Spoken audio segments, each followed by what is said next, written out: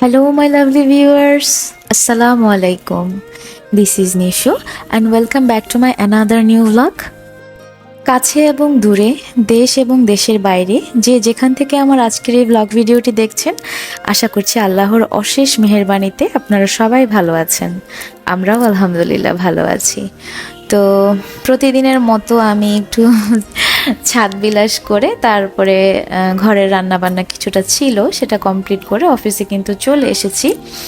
আর আজকে অফিসে আমার একদম নাজেহাল অবস্থা ছিল, একটা অনেক বড় কাজ কমপ্লিট করেছি। তো আমি কিন্তু সিজনের প্রথম জামটা অফিস থেকেই খেয়েছি। তো আজকে আর তেমন কিছু শেয়ার করা হলো না। অফিস থেকে ফিরে আমি একটু আম সপ্ত তৈরি করেছি, সেটার রেসিপিটাই আপনাদের সাথে ডিটেলসে শেয়ার করব। তো এই তো আমি এখানে কিন্তু 2 কেজির মতো আম নিয়েছি। এটার নাম কি আমার ঠিক জানা নেই, এটা ভ্যান থেকে আমি কিনেছি এবং খুবই সুলভ মূল্যে কিনেছি। অনলি হচ্ছে আপনার 50 টাকা নিয়েছে 2 কেজি। তো আমি এটাকে ভালো মতো ধুয়ে এখন পানি দিয়ে এটাকে সিদ্ধ করে নেব, এরকম আস্তা অবস্থাতেই।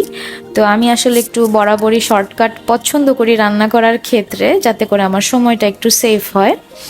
তো এই তো আমটা কিন্তু সিদ্ধ হয়ে গেছে, এখন এটাকে সুন্দর মতো ছিলে আমি এটার পাল্পটা বের করে নিব।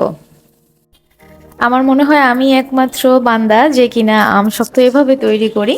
আমি বেশিরভাগ রেসিপি এরকম দেখেছি যেটা কিনা আমটাকে প্রথমে গ্রেট করে নেয়, দেন হচ্ছে সেদ্ধ করে তারপরে বাকি প্রিপারেশনটা করে। বাট আমি বরাবরই একটু ফাঁকিবাজ রাঁধুনি, তো ফাঁকিবাজি স্টাইলে সব কিছু করার চেষ্টা করি এবং ট্রাই করে দেখি আসলে কোনটা কেমন হয়। তো আমি এর আগেও এইভাবে প্রিপেয়ার করেছি এবং আমার কাছে এটা সবচেয়ে ইজি মনে হয়েছে। শুধু ইজি মনে হয়নি, এটা খুব তাড়াতাড়িও হয়ে যায়। তো আমটা কিন্তু সিদ্ধ করে নেওয়ার পর আমি চিলে নিয়েছি এবং এই যে এটাকে এখন পাল্প বের করে নিচ্ছি। তো আমের আটি থেকে সমস্ত পাল্প আমি আলাদা করে নিয়ে এটা একটু মোটামুটি কচলে নিচ্ছি যাতে করে লাম্পসগুলো একটু কম হয়। তো এই তো ফ্রাইং প্যানে এখন আমি এই আমের পাল্পটা দিয়ে দিচ্ছি। তারপরেও কিন্তু এটাতে ভালোই অনেক পাল্প ছিল যেটা কিনা দানাদার।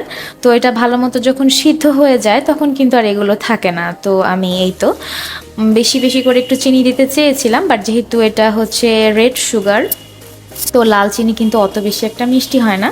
তো টক মিষ্টি ঝাল যেটা আমি করতে চেয়েছি, আমার আমসত্ত্বটা কিন্তু ঠিক একদম টক মিষ্টি ঝালই হয়েছে, খুবই পারফেক্ট হয়েছে। তো আমি এখানে 3 টেবিল চামচ চিনি নিয়েছি। আর একটু বেশি সুইট করার ইচ্ছা ছিল আমার, বাট ওই যে রেড সুগার হওয়ার কারণে এটা কিন্তু মিষ্টিটা তত বেশি হয়নি, তবে পারফেক্ট হয়েছে। আমি যেটা চেয়েছিলাম সেটা হলে আসলে পারফেক্ট হতো না, একটু বেশি মিষ্টি হয়ে যেত। তো এখন আলহামদুলিল্লাহ টক মিষ্টি ঝাল হয়েছে, খুবই টেস্ট হয়েছে। তো এটাকে আমি কিন্তু এখন ভালো মতো জাল করে নিচ্ছি। আর এই যে আমার স্বাদ মতো আমি কিন্তু এখানে বিট লবণ দিয়ে দিচ্ছি। আমি কিন্তু বারবার একটা কথা আমার ভিডিওতে বলি, বিট লবণ কিন্তু খুব একটা হেলদি অপশন না, কিন্তু মাঝে সাঝে একটু খাওয়া যেতেই পারে। এই তো আমি এখানে 4 চামচের চেয়েও ছোট আমার এই চামচটা 2 চামচ নিয়েছি। সো এটা আমি 1 চামচ বলতেই পারি, 4 চামচের 1 চামচ।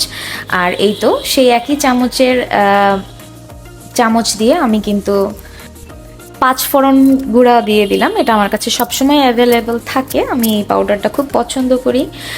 তো যাই হোক, এটা এখন আমি দিয়ে ভালো মতো নেড়ে নিব। এটাকে আসলে ভালো মতো জাল দিচ্ছি এবং এটার ভিতরে যে শক্ত আমের চাকাগুলো রয়ে গেছে সেগুলোকে আমি ভালো মতো ম্যাশ করে নিব। এটা আসলে পুরোপুরি সিদ্ধ হয়ে গেলে ওটা আপনি ইচ্ছাই গলে যাবে, তারপরও আমি একটু ভালো মতো ম্যাশ করে দিচ্ছি। আর এই তো এখন এর মধ্যে আমি আমার টেস্ট অনুযায়ী শুকনো মরিচ অ্যাড করে দিচ্ছি। আর এখানে আমি 2টা পরিমাণ শুকনো মরিচ দিচ্ছি। আর অ্যাজ ইউজুয়াল ফাঁকিবাজি স্টাইল আমি কিন্তু সিজার ইউজ করছি। তো এই তো আমি কিন্তু একটা শুকনো মরিচ সম্পূর্ণ দিয়ে দিয়েছি, আর আরেকটা শুকনো মরিচের কিন্তু আমি বীজ ফেলে দিয়েছি, কারণ বীজ থাকলে খুব একটা ভালো লাগবে না এবং বীজ না থাকলেও খুব একটা ভালো লাগবে না, তাই আমি ব্যালেন্স করেছি, একটাতে বীজ রেখেছি এবং আরেকটার বীজ আমি ফেলে দিয়েছি। তো এই তো এভাবে কিন্তু আরও কিছুক্ষণ নাড়াচাড়া করে নিব।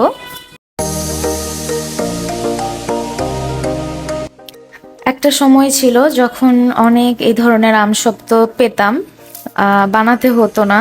আমার নানু, আমার ছোট ফুপু, ওনারা কিন্তু আমসত্ত্ব তৈরি করতো এবং হচ্ছে আমাদেরকে দিয়ে খেত। তো ওনারা এখন আর নেই। আসলে মানুষের জীবনটা অনেক কঠিন, তাই না? একটা সময় আমাদেরও সবাইকে চলে যেতে হবে, এটা আসলে ভাবতে গেলে আর কোনো কিছুই ভালো লাগে না। তো যাই হোক, জীবন কিন্তু জীবনের গতিতেই চলে যায়। ওনারা নেই কিন্তু কোনো কিছু কিন্তু থেমে নেই। আমাদের হয়তো মনে পড়ে, কষ্ট হয়, দোয়া করি, কিন্তু আমাদের কোনো কিছুই কিন্তু থেমে নেই। সব কিছু ওনাদের ছাড়াই আমাদের হয়ে যাচ্ছে। তো যাই হোক, একটু আবেগ ঘন স্মৃতিচারণ করতে করতে আমার এদিকে কিন্তু আমসত্ত্বের যে ব্যাটারটা, এটা কিন্তু তৈরি হয়ে গিয়েছে। আর আমি টেস্ট করে দেখেছিলাম, আমার মনে হয়েছিল আর একটু লবণ দিতে হবে। পরবর্তীতে একটু খাবার লবণ অ্যাড করেছি। আর এটার যখন কনসিস্টেন্সিটা পুরোপুরি ঘন হয়ে গিয়েছে, ফ্রাইং প্যান থেকে উঠে উঠে আসছিল, ওই সময়টায় আমি কিন্তু নামিয়ে নিয়েছি। আর এই তো আমার ছোট একটা ট্রে আছে, এটাতে আমি একটু সরিষার তেল ব্রাশ করে দেন হচ্ছে এই যে মিক্সচারটা, এটাকে ভালো মতো স্প্রেড করে নিয়েছি এবং এটাকে কিন্তু একটু শুকাতে হবে। তো আমার যেহেতু খুব ইজি অপশন আছে ছাদ, আমি এখানে কিন্তু প্রথম দিন দিয়েছি। আমি ভয় পাচ্ছিলাম আমার আম্মুর মুরগিগুলো আমার আমসব তো খেয়ে না নেয়, তো প্রথম আমি কাভার করে দিয়েছিলাম। তো আম্মু এটাকে সামহাউ ম্যানেজ করে আমসত্ত্বটাকে শুকিয়েছে। তো এটাকে কিন্তু আমার মোট 4 দিন লেগেছে শুকাতে, আরও বেশি লেগেছে। মাঝে বৃষ্টি হয়েছিল, কোনো প্রকার রোদ উঠেনি, তো আমি কিন্তু তখন এগুলোকে ছাদে দিতে পারিনি। তো আমি কিন্তু উল্টে পাল্টে দুইটা সাইডই ভালো মতো শুকিয়ে নিয়েছি।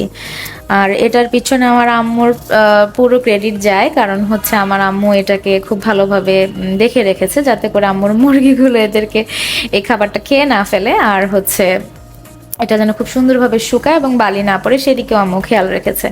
তো এই তো আমসত্ত্বটা কিন্তু 4-5 দিন পর হয়ে গেছে। আমি 4 দিন টোটাল রোদে দিতে পেরেছিলাম, আর 2 দিন এটা আমি রোদে দিতে পারিনি, কারণ হচ্ছে বৃষ্টি ছিল।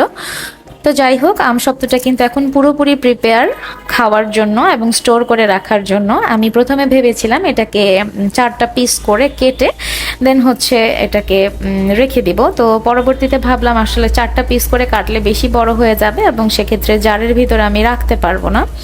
তো সেই চিন্তা থেকে আমি কিন্তু পরবর্তীতে আবার এটাকে একদম ছোট ছোট পিস করে কেটে নিয়েছি। আমার আম্মু যখন আগে এই আমসত্ত্বটা তৈরি করতো, তখন কিন্তু আম্মু আমি যেমন একটা লেয়ার দিয়ে করেছি, আম্মু কিন্তু এটা করতো না। আম্মু বা আমার নানু বা আমার ফুপি, যাদের কথাই বললাম, ওনারা সবাই কিন্তু এই আমসত্ত্বটা প্রথম লেয়ারটা শুকিয়ে যাওয়ার পর আবার উপর দিয়ে এরকম আমের মিক্সচার দিত এবং সেটা এরকম করে কয়েকটা লেয়ার দিত। সেটা খেতেও কিন্তু অসাধারণ হয়, আর এটার টেস্টও কিন্তু কোনো অংশে কম নয়, সব দিক দিয়েই পারফেক্ট।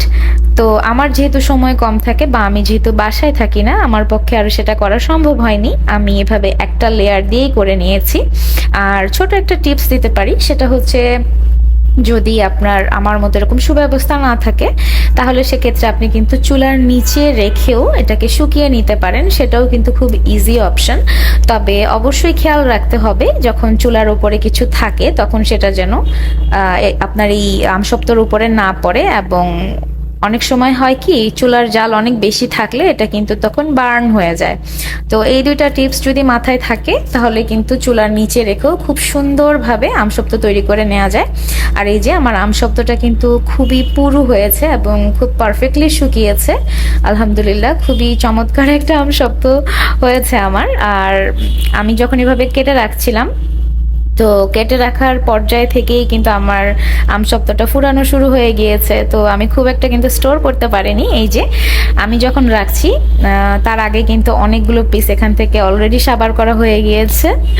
তো যাই হোক, আমার ভিডিওটি যদি ভালো লেগে থাকে অবশ্যই আমার ভিডিওটি একটি লাইক করে দিবেন, আর আমার চ্যানেলটি সাবস্ক্রাইব করে রাখতে পারেন। আর খুব বেশি ভালো লাগলে আপনার ফ্যামিলি এবং ফ্রেন্ডের সাথে শেয়ার করতে পারেন। এবং যদি কোনো সাজেশনস থেকে থাকে অবশ্যই কমেন্ট করে জানাতে পারেন, আর যদি ভালো লেগে থাকে সেটিও কমেন্ট করে জানাতে পারেন, আমি জানতে পারলে খুব খুশি হব। আর আপনার একটি লাইক আমার জন্য খুবই ইম্পর্টেন্ট। আপনার একটি লাইক আমার এই ভিডিওটি অনেকের কাছে পৌঁছে যেতে সাহায্য করবে। সো আজকের মতো এই পর্যন্তই। সবাই ভালো থাকবেন, সুস্থ থাকবেন। আল্লাহ হাফেজ। আসসালামু আলাইকুম।